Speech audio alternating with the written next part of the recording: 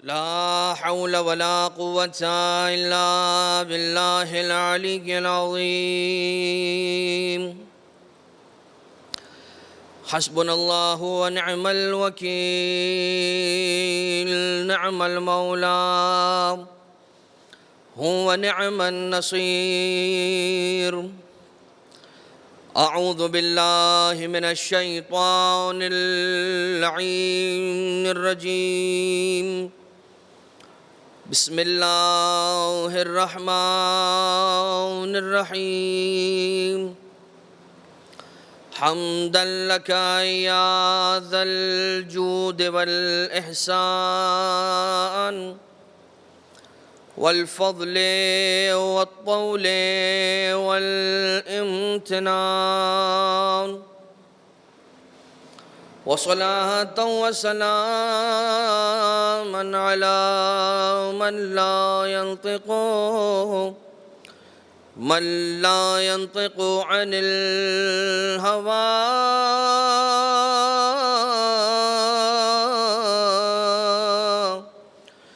إن هو إلا وحي يوحى. حبيب قلوبنا وشفيع ذنوبنا وطبيب نفوسنا، مولانا ومولى الثقلين جد الحسن والحسين أبي القاسم المصطفى محمد. اللهم صل على محمد وعلى آله الذين أذهب الله عنهم الرجس وطهرهم تطهيرا، لا سيما على الإمام المنتظر والحجة الثاني عشر، واللعنة الدائمة الباقية على أعداء الدين أجمعين من الأزل إلى قيام يوم الدين. أما بعد، فقد نقل عن إمام زماننا هذا صاحب العصر والأمر والزمان عليه السلام: فارحم عبدك الجاهل وجد عليه بفضل إحسانك إنك جواد کریم. مومنین اور مومنات، شرح دعائے افتتاح کے عنوان سے گفتگو کا سلسلہ آپ تمام کی خدمت میں جاری و ساری ہے. اذان محترم، ابتدا میں ایک فقہی مسئلے کو آپ کی خدمت میں عرض کرنا چاہوں گا کہ جو متعدد پوچھا جاتا رہا، اور اسی وجہ سے ارادہ کیا کہ آپ کی خدمت میں عرض کر دیا جائے تاکہ عمومی فائدے کو پہنچایا جا سکے. آیت اللہ سیستانی کے فتوے کے مطابق اگر کوئی شخص روزے کی حالت میں کوئی انجیکشن یا کوئی ڈرپ وغیرہ اگر لگانا چاہے تو اس کے مسئلے کے اعتبار سے یہ گفتگو ہے. تو اس کے اندر کوئی ممانعت نہیں ہے، یا انجیکشن ہو، انٹراوینس ہو، یا اس کے علاوہ ہو، مطلب گوشت میں لگنے والا ہو یا رگوں میں لگنے والا ہو، دونوں ہی طرح کے انجیکشنز لگائے جا سکتے ہیں. انسولین اس کے اندر آ جاتی ہے کہ کچھ افراد افطار کے بعد مسئلہ نہ جاننے کی وجہ سے افطار کے بعد انسولین لگاتے ہیں، جس کی وجہ سے انہیں افطار کے بعد پھر کچھ دیر ویٹ کرنا پڑتا ہے، آدھا گھنٹہ 1 گھنٹہ، اور اس کے بعد پھر وہ انسولین لگاتے ہیں. تو اگر کوئی ایسا شخص ہے کہ جو روزے کے دوران انسولین کا انجیکشن لگوانا چاہتا ہے تو اس کے لیے فقہی طور پر کوئی ممانعت نہیں ہے. حتیٰ کہ اگر کوئی طاقت کے انجیکشن لگا رہے ہیں یا ڈرپ وغیرہ بھی لگا رہے ہیں تو اس کے اندر کوئی ممانعت نہیں ہے. اسی طرح سے اگر کوئی بلڈ ٹیسٹ کے لیے جا رہا ہے لیبارٹری وغیرہ، تو یہاں پر کوئی چیز بدن میں انجیکٹ کرنے کے علاوہ اگر بدن سے کوئی چیز نکالنے کی ضرورت پڑتی ہے، فار ایگزامپل بلڈ ٹیسٹ کے لیے، تو وہ بھی اجازت ہے. بلڈ ٹیسٹ کروانے کے لیے خون نکالنا بدن سے، اس کے لیے بھی کوئی ممانعت نہیں ہے آیت اللہ سیستانی کے مطابق. اس کے علاوہ ایک مسئلہ ان افراد کے لیے آتا ہے کہ جو بہت زیادہ ایڈکٹڈ ہوتے ہیں یا بہت کثرت کے ساتھ بہت ہی چین سموکنگ کرتے ہیں جو افراد، تو چونکہ روزے کے اندر وہ سموک نہیں کر سکتے، لہٰذا ان کے لیے عموماً ایک حل بتایا جاتا ہے کہ وہ نکوٹین پیڈز لگا لیتے ہیں اپنے ہاتھوں پر یا اپنے بازوؤں پر، تو اس کے لیے بھی کوئی ممانعت نہیں ہے۔ دراصل جو کور مسئلہ ہے، جو بیس مسئلہ ہے، وہ یہ ہے کہ حلق سے کوئی چیز انسان کے نیچے نہ اترے، اور اگر انجیکشن کی صورت میں ہے تو بھی کوئی مسئلہ نہیں ہے، نکوٹین پیڈز کی صورت میں بھی ہے تو بھی کوئی مسئلہ نہیں ہے، اس کی ممانعت نہیں ہے، اس کی اجازت ہے حالت روزہ کے اندر۔ اذان محترم، کل ہم نے آپ کی خدمت میں شب جمعہ ہونے کی وجہ سے ایک زیارت کا تذکرہ کیا تھا، مولا حسین علیہ السلام کی زیارت کا، اور یقیناً جو شب جمعہ کے بہت سارے اعمال ہیں ان میں سے ہم نے دو کو ذرا زیادہ ایمفسائز کر کے آپ کی خدمت میں عرض کیا تھا، ایک درود کا آپ کی خدمت میں ذکر کیا تھا، اور ایک زیارت وارثہ کا۔ وہ ذکر خاص طور سے شب جمعہ کے اعمال سے مناسبت رکھنے کی وجہ سے تھا، اور آپ سے وعدہ کیا گیا تھا کہ زیارت وارثہ کا ذکر کر رہا ہوں، زیارت عاشورہ کا پھر کسی اور موقع پر آپ کی خدمت میں ذکر کر دوں گا، لیکن اب چونکہ کل ہی ذکر ہوا ہے زیارت وارثہ کا، لہٰذا آج زیارت عاشورہ کا بھی ذکر ہو جائے تاکہ ایک بات مکمل ہو جائے اور پھر براہ راست ہم شرح دعا افتتاح کی جانب آ جائیں۔ اذان محترم، زیارت وارثہ چھٹے امام علیہ السلام نے تعلیم فرمائی، اور زیارت عاشورہ بھی چھٹے امام علیہ السلام نے تعلیم فرمائی۔ صادق آل محمد امام جعفر صادق علیہ السلام جب کربلا کے سفر پر تشریف لے گئے، کربلا معلیٰ میں وہ مقام کی جسے مقام امام جعفر صادق علیہ السلام یا مشہور جو ہو گیا باغ امام صادق علیہ السلام کے اعتبار سے، یہ وہ مقام تھا کہ مولا نے اپنے متعدد جرنیز میں سے ایک جرنی کے دوران اسی مقام کے آس پاس اپنے صحابی کو یہ زیارت امام حسین علیہ السلام، زیارت مبسوطہ، زیارت وارثہ تعلیم فرمائی، کہ جس کے بارے میں پھر امام معصوم علیہ السلام نے بعد میں ارشاد فرمایا، جیسا کہ جن افراد کی امام زمانہ علیہ السلام سے ملاقات ہوئی، انہوں نے امام زمانہ علیہ السلام سے یہ تعلیم پایا کہ اپنے رزق اور روزگار کے اندر برکت کے لیے اور عمر میں طولانی عمر پانے کے لیے زیارت وارثہ کی تلاوت کرو۔ لیکن ایک سید کاظم رشتی کا واقعہ ہے کہ جو مفاتیح الجنان کے اندر بھی لکھا ہوا کہ وہ امام موسیٰ کاظم علیہ السلام کی زیارت کے لیے، امامین کاظمین علیہ السلام کی زیارت کے لیے گئے تھے، اور وہاں پر ایک شخص سے ملاقات ہوئی، امام زمانہ علیہ السلام سے اس کی ملاقات ہوئی، اور امام علیہ السلام سے ملاقات کے دوران نماز شب، زیارت جامعہ اور زیارت عاشورہ کا تذکرہ آیا، جہاں پر امام زمانہ نے زیارت عاشورہ کی تعلیم اسے اس طرح سے تاکید فرمائی کہ اس کی باقاعدگی کے ساتھ تلاوت کرنا۔ میں یہ آپ کی خدمت میں عرض کرنا چاہتا ہوں کہ دونوں ہی زیارتیں چھٹے امام علیہ السلام نے تعلیم فرمائی ہے۔ فرق کیا ہے؟ فرق یہ ہے کہ ایک سلام ہے چھٹے امام علیہ السلام کا کہ جو راوی نے ریکارڈ کیا اور اسے آگے نیریٹ کرتا رہا، اور اس کے بعد نیریٹ کرنے والے نے اور آگے نیریٹ کیا اور ہم تک پہنچی زیارت۔ یہ جو زیارت عاشورہ ہے یہ دراصل حدیث قدسی ہے کہ جو امام جعفر صادق علیہ السلام نے تعلیم فرمائی، یہ کہہ کر کہ اللہ امام حسین علیہ السلام کو ان الفاظ سے سلام عرض کرتا ہے۔ لہٰذا آپ جا کر دیکھیے روایتوں کے اندر یہ بیان ہوا کہ زیارت عاشورہ حدیث قدسی کا سٹیٹس رکھتی ہے، السلام علیکہ یا ابا عبداللہ۔ یہ چھٹے امام علیہ السلام کی زبان سے تو ہے، لیکن دراصل یہ سلام خدا کا ہے کہ جو مولا حسین علیہ السلام کی طرف آ رہا ہے۔ اور حدیث قدسی اور قرآن کے اندر کیا فرق ہے کہ قرآن کی آیتیں نازل ہوتی ہیں اور حدیث قدسی کسی امام معصوم سے ان کی زبان سے نقل ہوتی ہیں، یہ فرق ہے آیت قرآنی اور حدیث قدسی کا۔ خیر، یہ زیارت عاشورہ ایک ایسی زیارت ہے کہ اس کے جملے نہیں معلوم اس میں کیا اثر پایا جاتا ہے۔ ائمہ اطہار نے تو تاکید فرمائی، علماء کرام نے بھی اسے بلا ناغہ، میں کن مراجع کے آپ کی خدمت میں نام لوں اور کن کے نام نہ لوں، بزرگان کہ جن کو ان کے شاگردوں نے اپنے زمانے کے اندر درک کیا، وہ دیکھتے تھے، چاہے نجف ہو تو نجف میں، کربلا ہو تو کربلا میں مولا حسین علیہ السلام کے روضے کے سرانے کی طرف، کاظمین ہو جس مولا کے حرم میں کے اندر روضے کے اندر ہوں، وہ بالائے سر جا کے روزانہ بلا ناغہ وقت و زمان و مکان طے کر کے زیارت عاشورہ کی تلاوت کرتے تھے تاکہ انہیں مقام محمود نصیب ہو سکے۔ اور علماء کا بیان ہے کہ ہم منزل اجتہاد پر نہیں پہنچا کرتے جب تک ہم زیارت عاشورہ نہ پڑھ لیں۔ بزرگان کا یہ کہنا ہے کہ جو شخص متداوم ہو کر یعنی ریگولرلی زیارت عاشورہ کی تلاوت کرتا ہے تو پروردگار عالم اس کی زبان میں وہ تاثیر پیدا کر دیتا ہے کہ اللہ سے جو مانگے پروردگار عالم اسے عطا کرتا ہے، یعنی کہ اسے مستجاب الدعوات ہستی بنا دیا کرتا ہے۔ اعمال اپنے اچھے ہونے چاہیے، واجبات کو انجام دینا ہے، محرمات سے بچنا ہے، یہ ساری باتیں تو بالکل کامن سینس کی ہیں کہ جن کا ساتھ ہونا بہت ضروری ہے۔ لیکن عزیزان محترم، یہ زیارت عاشورہ آج کل جو جس پینڈیمک میں ہم ایک زندگی گزار رہے ہیں، 80% سے زیادہ دنیا بند ہے، تقریباً پوری ہی بشریت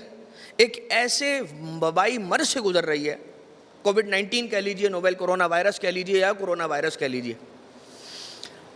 ایک مومن دوسرے مومن سے ڈر رہا ہے، ہاتھ نہیں ملا رہا، اور احتیاطیں تو اپنی جگہ پر بہت ضروری ہیں۔ اب کیا کیا جائے؟ یہ ایک وبائی مرض ہے، ایک وبا طاعون کی وبا کہ جو چوہے سے پھیلتی ہے، آج سے تقریباً 150 سال پہلے کی بات ہے، یا اس سے کچھ اور پہلے کی بات، 100-150 سال پرانی بات ہے۔ سامرہ شہر ہے، اور سامرہ شہر میں اسی طرح کی ایک طاعونی وبا پھیلی، اور اس کے نتیجے کے اندر بہت تیزی کے ساتھ لوگوں کی اموات ہونا شروع ہو گئیں۔ لوگ اتنا تیزی کے ساتھ مرنے لگے کہ لوگ لاشیں اٹھا اٹھا کر تھک گئے تھے، یہاں تک کہ اس دور کے اندر موجود آیت اللہ حائری، انہوں نے ایک وظیفہ اور ایک نسخہ بتایا لوگوں کو کہ اس پر عمل کیا جائے، اور اپنے دور کے ایک بہت بڑے مجتہد تھے۔ اب بہرحال تاریخ کا مطالعہ کریں گے تو آپ کو سارے نام مل جائیں گے، لیکن انہوں نے ان سے اجازت لی، اور اس کے بعد جب انہوں نے اجازت دی تو لوگوں کو یہ نسخہ بتایا گیا۔ وہ نسخہ یہ تھا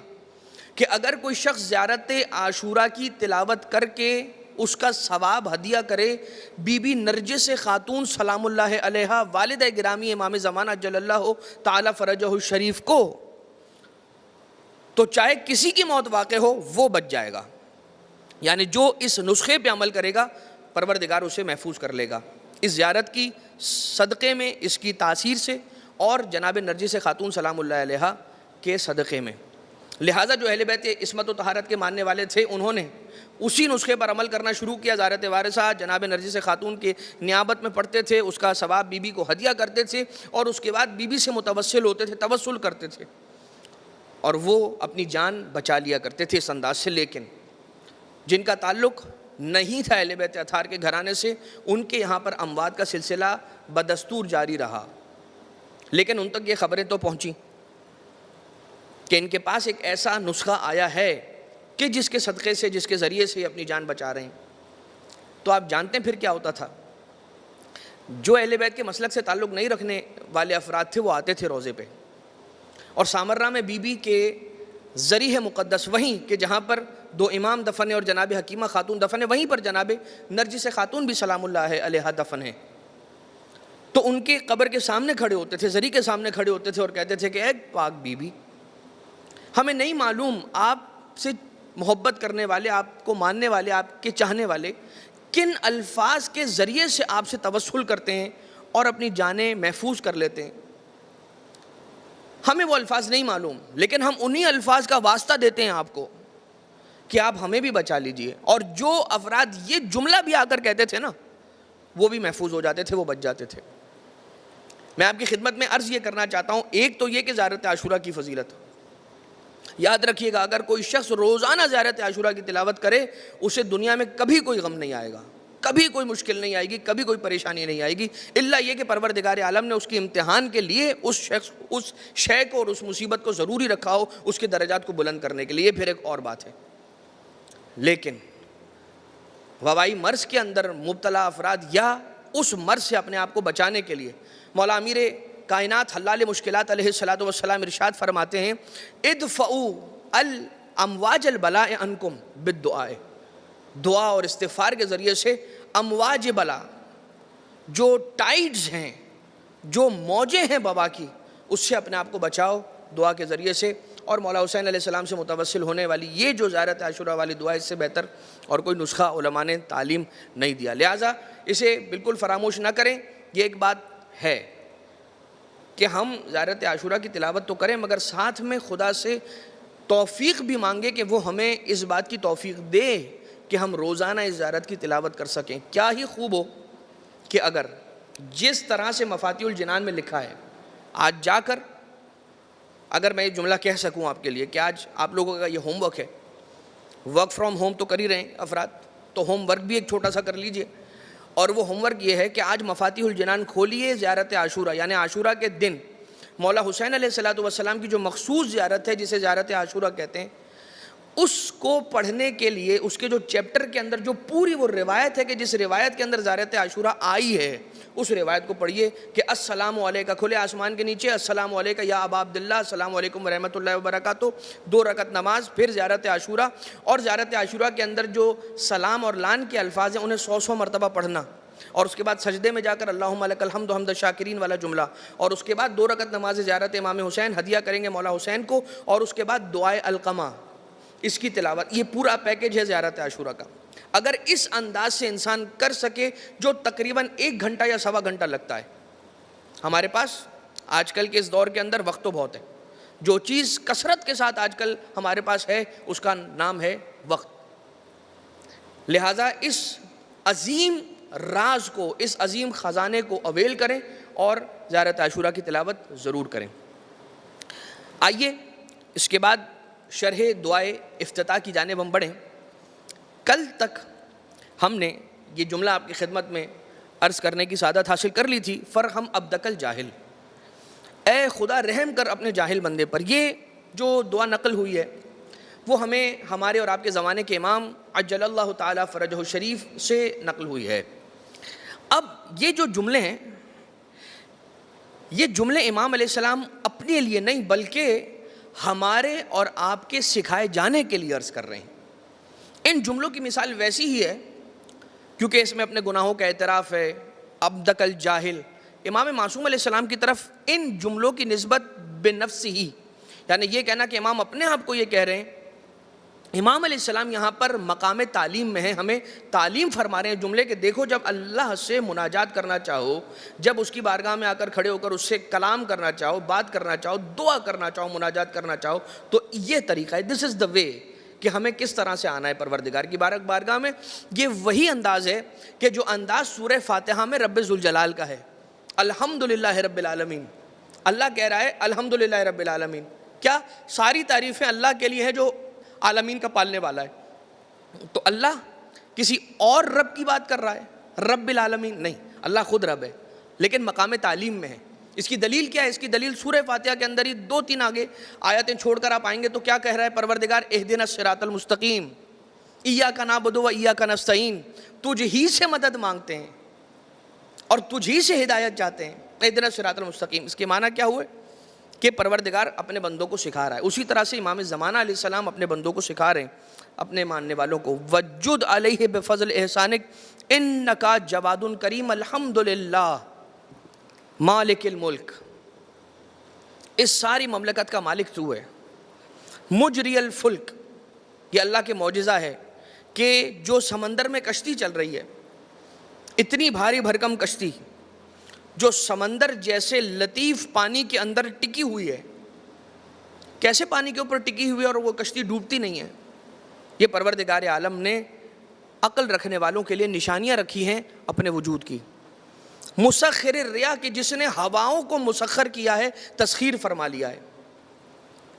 فالق الاصباح دیان الدین، صبح کو نمودار کرنے والا پروردگار عالم ہے۔ دیان الدین، اس دین کو چلانے والا خود پروردگار عالم ہے۔ رب العالمین، سارے عالموں کو پالنے والا، یہ ایک رب، رب ذوالجلال ہے۔ یہ ایک ہو گیا حمد کا انداز کہ امام معصوم علیہ السلام یہ بتلا رہے ہیں کہ صبح کو نمودار کرنے والا بھی اللہ ہے، کشتیوں کو چلانے والا بھی اللہ ہے، ہواؤں کو چلانے والا بھی اللہ ہے، اور بادلوں کو روکے ہوئے بھی پروردگار عالم ہے۔ بغیر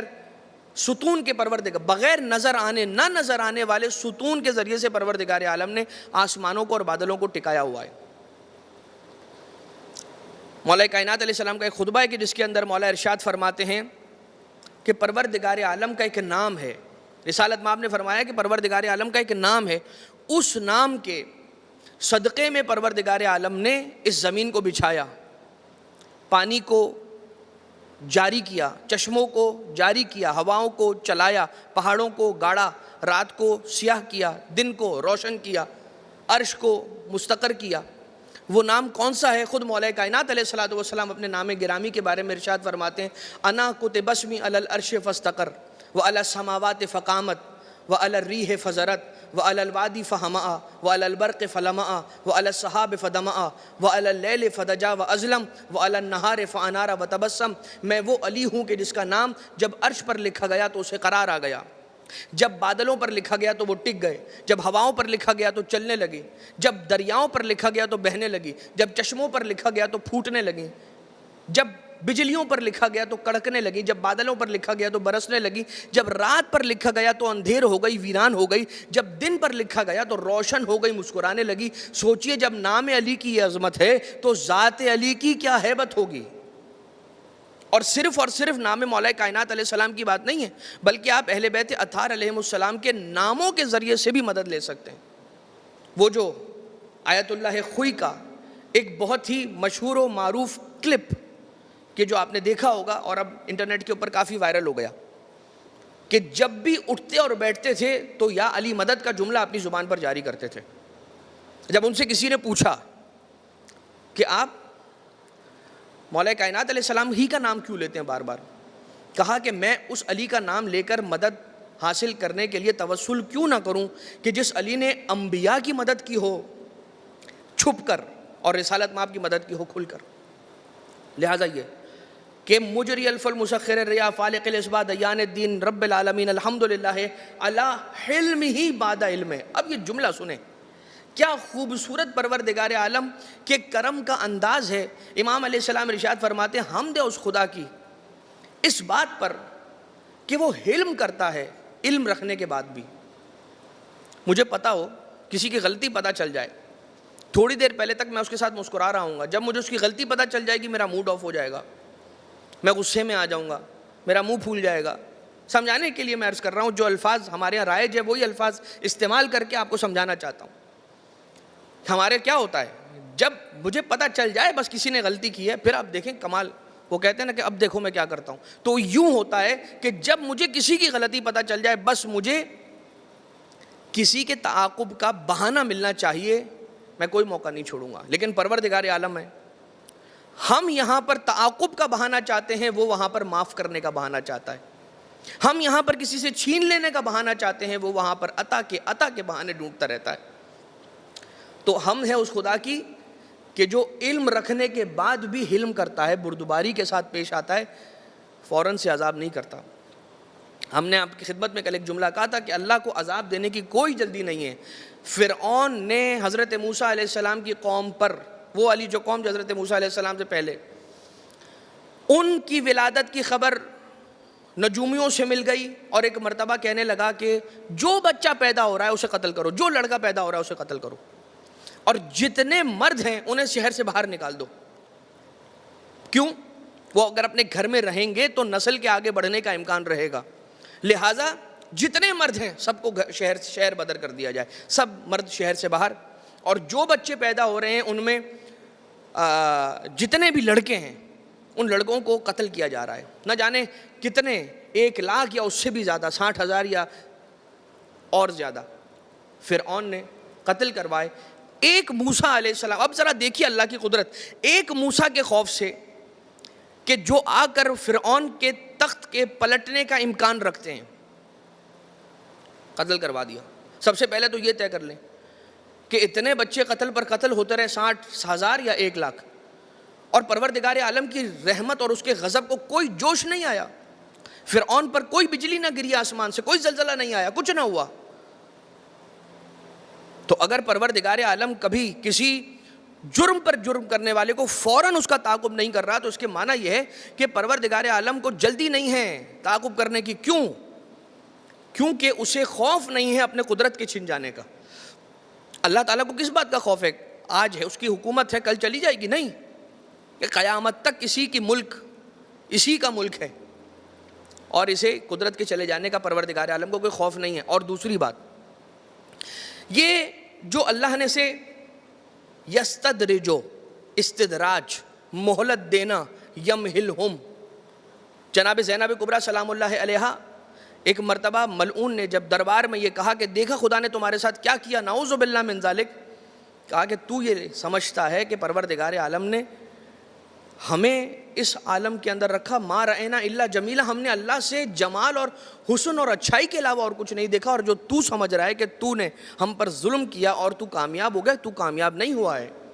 تو اللہ کے عذاب کا نشانہ بنے گا۔ دراصل پروردگار ابھی تجھے مہلت دے رہا ہے۔ جب پروردگار ناراض ہوتا ہے تو عذاب دے دیتا ہے، اور جب پروردگار بہت ناراض ہوتا ہے تو اسے اور گناہ کرنے کے لیے مہلت دے دیتا ہے، تاکہ جتنا زیادہ گناہ ہوگا اتنا سخت عذاب ہوگا۔ یہی کیس فرعون کا بھی ہے، اور یہی کیس اور بھی ایسے بڑے گنہگاروں کا ہے کہ پروردگار عالم وہ جو جتنا اوپر جا رہا ہے نا فرعون، پروردگار جانے دے رہا ہے، اسے نہیں روک رہا، چاہے تو روک سکتا ہے، اللہ کل شیء قدیر ہے، لیکن اتنا اونچا جو اوپر اڑ رہا ہے تو کیوں اڑنے دے رہا ہے؟ وہ جانتا ہے کہ جتنا اوپر سے گرے گا اتنی چوٹ زیادہ زور کی لگے گی، تو پروردگار اسے نہیں روکتا، جانے دیتا ہے اوپر، اور جا اور جا، اور پھر وہاں سے اسے چھوڑتا ہے۔ اور اس کے بعد فرعون کا جو حال ہوا وہ ہوا۔ تو پروردگار عالم کو اس بات کی جلدی نہیں ہے۔ اب آ جائیے یہاں پر مولا کائنات علیہ السلام کے کیس میں، کسی نے آ کر کہا یا علی، جب آپ کا حق غصب ہو گیا تھا تو آپ تلوار اٹھا لیتے۔ علی ابن ابی طالب علیہ السلام کو تلوار اٹھانے کی ضرورت نہیں ہے، حق خلافت علی کا ہی ہے، لیکن اگر کوئی نہیں دے رہا تو یہاں پر رسالت مآب نے کیا کہا تھا کہ کعبہ تمہارے پاس آ کر نہیں کہتا کہ تم طواف کر لو، تم کعبے کی طرف جاتے ہو احرام پہن کر، لہٰذا علی ابن ابی طالب تمہارے جانب نہیں آئیں گے۔ اگر تم نے اس واجب کو عمل انجام دینا ہے تو تم نے خود چل کر آنا ہے علی کی جانب اور ان کی بیعت کرنا ہے۔ لہٰذا علی ابن ابی طالب کو بھی کوئی اپنے قدرت کے چلے جانے کا خوف نہیں ہے۔ بتا دیا مولا کائنات نے کہ کرسی کا فقیر کون ہوتا ہے اور مومنوں کا امیر کون ہوتا ہے، صبر کر کے، اور 25 سال خاموشی اختیار کی اور کوئی ایکشن نہ لیا۔ فالق الاصباح دیان الدین رب العالمین الحمدللہ علی حلمہ بعد علم والحمدللہ علی عفوہ بعد قدرت والحمدللہ علی طول اناتہ فی غضب، اور اس بات پر خدا کی تعریف کہ وہ بہت دیر میں غضبناک ہوتا ہے، وہ فوراً اپنے بندوں پر غضبناک نہیں ہوتا۔ وہو قادر علی ما یرید الحمدللہ خالق الخلق باسط الرزق، اپنی خلقت کو خلق کرنے والا وہی ہے، لوگوں کو رزق دینے والا وہی ہے۔ دیکھیے پروردگار عالم رزق دیتا ہے، یہ جانتے سب ہیں، مانتے کتنے افراد ہیں یہ کیسے پتہ چلے گا؟ جاننے میں اور ماننے میں بڑا فرق ہے، اور فرق ہے یقین کا۔ ایک مرتبہ انسان کے پاس فراوانی ہوتی ہے، خوش رہتا ہے، جیسے تنگی ہونا شروع ہوتی ہے ایک مرتبہ خوف زدہ ہونا شروع ہو جاتا ہے۔ انسان کے پاس اگر یقین ہے نا وہ خوف زدہ کبھی نہیں ہوگا، اس کے دل میں توکل کا چراغ جلتا رہے گا اگر اس کے دل میں یقین ہے تو۔ یقین کی کیا مثال ہے؟ یقین کی یہ مثال ہے کہ جب ایک شہر کے اندر قحط ہوا اور اس قحط کے لیے نماز استسقاء پڑھی جائے گی یہ اعلان ہوا، تو سارے شہر والے اپنے شہر سے باہر نکلے اور بیابان کی طرف آنے لگے۔ ایک بچہ تھا، سب خالیات آئے سوائے ایک بچے کے جس کے ہاتھ میں چھتری تھی۔ وہ امبریلا لے کر کیوں آیا؟ اس یقین کی وجہ سے کہ جو جانتا ہے کہ اگر نماز استسقاء پڑھیں گے تو بارش ہوگی، جب بارش ہوگی تو امبریلا چاہیے، لہٰذا پہلے سے اس کا انتظام کر کے اپنے ساتھ لے کر جاؤ، یہ یقین ہے۔ ایک چھوٹے سے بچے کو جب آپ کھلاتے ہیں اچھالتے ہیں تو جب وہ ہوا کے اندر معلق ہوتا ہے، ہوا کے اندر رکا ہوا ہوتا ہے، وہ رو رہا ہوتا ہے یا خوش ہو رہا ہوتا ہے؟ وہ خوش ہو رہا ہوتا ہے۔ کیوں؟ کیونکہ اسے یقین ہے، اس بات کا یقین ہے کہ جن ہاتھوں نے مجھے اچھالا ہے وہ ہاتھ مجھے گرنے نہیں دیں گے۔ اب میرے پاس وہ دروازے ہیں کہ جن دروازوں کی طرف مجھے اللہ نے رہنمائی فرمائی ہے، اور یہ کہا ہے کہ اگر تم ان دروازوں سے متمسک رہے تو یاد رکھنا یہ ہاتھ تمہیں کبھی گرنے نہیں دیں گے۔ لیکن اگر مجھے یقین ہے تو عافیت ہے، اگر یقین نہیں ہے تو میں ہمیشہ پریشان رہوں گا، کبھی اس دروازے پر دوڑوں گا، کبھی اس دروازے پر دوڑوں گا، کبھی اس دروازے پر دوڑوں گا۔ اور جب یقین آ جاتا ہے تو توکل کی ایسی منزل ہوتی ہے توکل کی کہ ایک ماں اپنے بچے کے ساتھ گرم ریت کے اوپر بیابان کے اندر بیٹھی ہوئی ہے، لیکن جانتی ہے کہ اگر یہ بچہ پیاسا ہے، اگر میں نے کوشش کی تو اس بچے کو پانی ضرور ملے گا، میرا شوہر حکم خدا کو انجام دینے کے لیے گیا ہوا ہے، اور جب تک وہ آتا ہے تو اس شوہر کی بات مانتے ہوئے جو کہ خدا کا حکم ماننے کے برابر ہے، مجھے یہاں پر بیٹھنا ہے۔ میں کس کی بات کر رہا ہوں؟ جناب حاجرہ کی، اور ان کے توکل کی بات کر رہا ہوں۔ توکل اتنا سٹرونگ تھا اور وہ یقین اتنا سٹرونگ تھا اس بی بی کا کہ اپنے شوہر سے نہیں کہا کہ آپ میرا تو نہ سوچیں، بیٹے کا تو سوچیں، بچے کا تو سوچیں، لیکن جانتی ہیں کہ میرا شوہر نبی خدا ہے، خدا کے حکم کو انجام دینے کے لیے جا رہا ہے، لہٰذا جائے گا۔ اور ایک مرتبہ اس بی بی نے 2 پہاڑیوں کی جانب دوڑ لگانا شروع کی، اور اس کے بعد بچے نے جب ایڑیاں رگڑی ہیں اور وہ سارا کا سارا واقعہ، ایسا لگتا ہے کہ پروردگار عالم یہ کہہ رہا ہے کہ حاجرہ دیکھو بیٹھے بیٹھے تو تمہیں بھی پانی نہیں ملے گا، یعنی کہ صرف توکل کی بنا پہ تو پانی تمہیں بھی نہیں دے سکتے، اس لیے کہ اگر صرف توکل کے بیس پر تمہیں پانی دے دیا تو آنے والی جتنی بھی خلق خدا ہے وہ توکل کے نام پر کاہلی اور سستی کا شکار ہو جائے گی، اور گھر بیٹھے دعا کرے گی، توکل کے نام پر مجھ سے کہے گی کہ بغیر محنت کے مجھے رزق دے دیا جائے۔ لہٰذا کوشش تو کرنا ہوگی ہے حاجرہ، اور کوشش کی،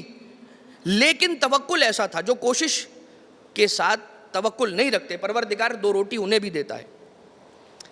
لیکن جو توکل کرتا ہے انہیں پروردگار ان پر اپنے خزانوں کو کھول دیتا ہے۔ جناب حاجرہ کا توکل اتنا بلند تھا، مانگا تھا اپنے بیٹے کے لیے چند قطرہ آب،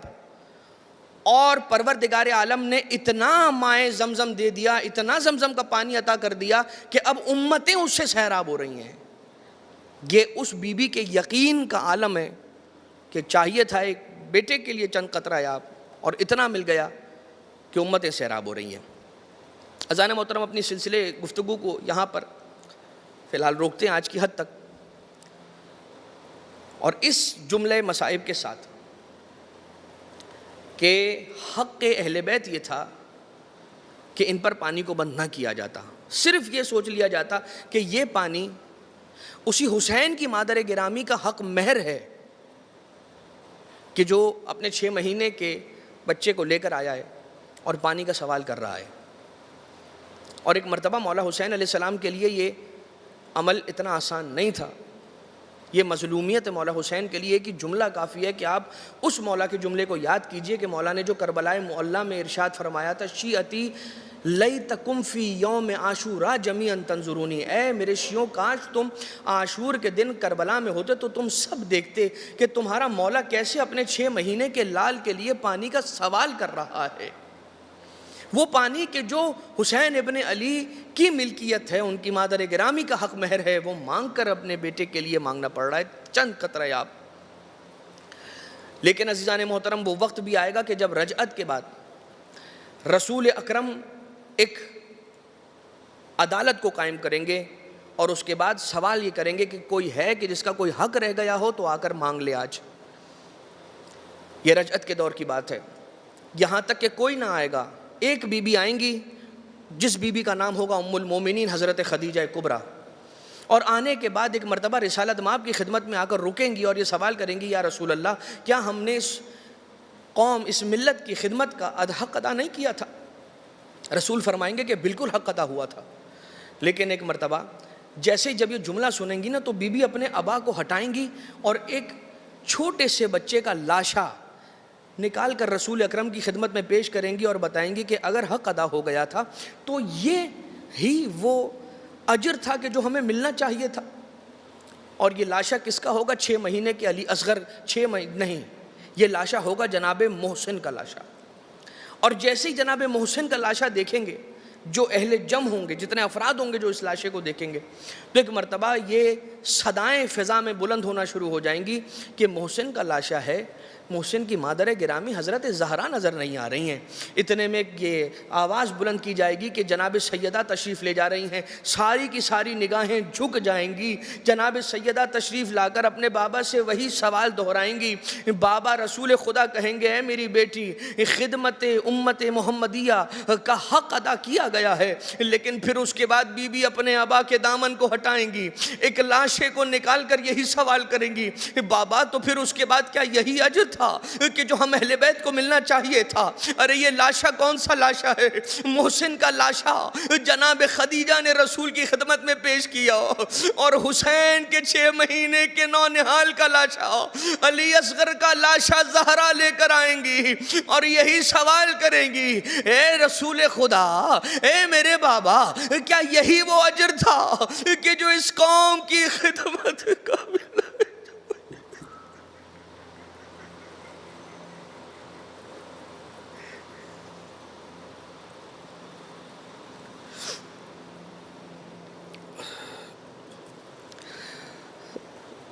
ألا ولعنة الله على القوم الظالمين وسيعلم الذين ظلموا على محمد أي منقلب ينقلبون۔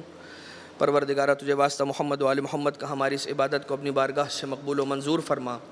رب ذوالجلال ہمارے گناہ کبیرہ و صغیرہ سے درگزر فرما۔ اے بار الہ جتنے بھی مومنین مومنات پریشان حال ہیں تمام کی پریشانیوں کو دور فرما۔ جیسا اہل بیت اطہار نے چاہا ویسی زندگی گزارنے کی ہم سب کو توفیق عنایت فرما۔ جو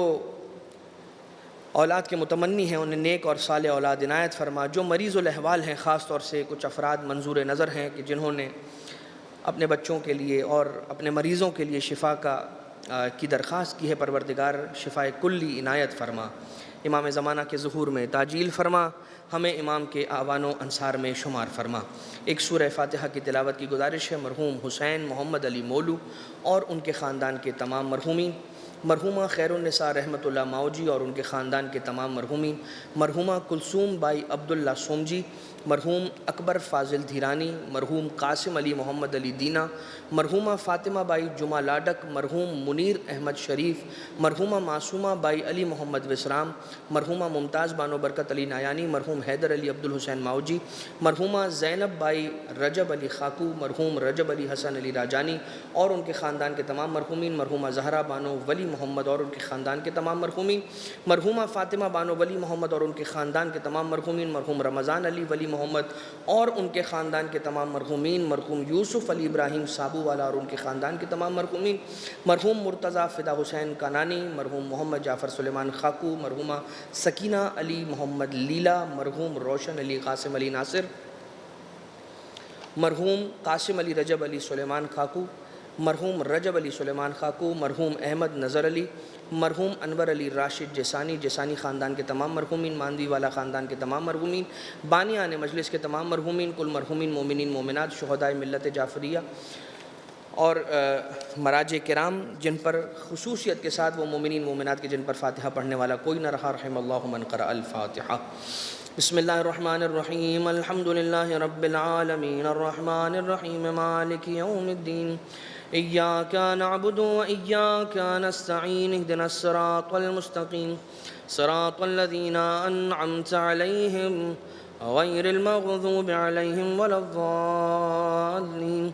اللهم اغفر للمؤمنين والمؤمنات والمسلمين والمسلمات الأحياء منهم والأموات، تابع بيننا وبينهم بالخيرات إنك مجيب الدعوات إنك على كل شيء قدير، برحمتك يا أرحم الراحمين۔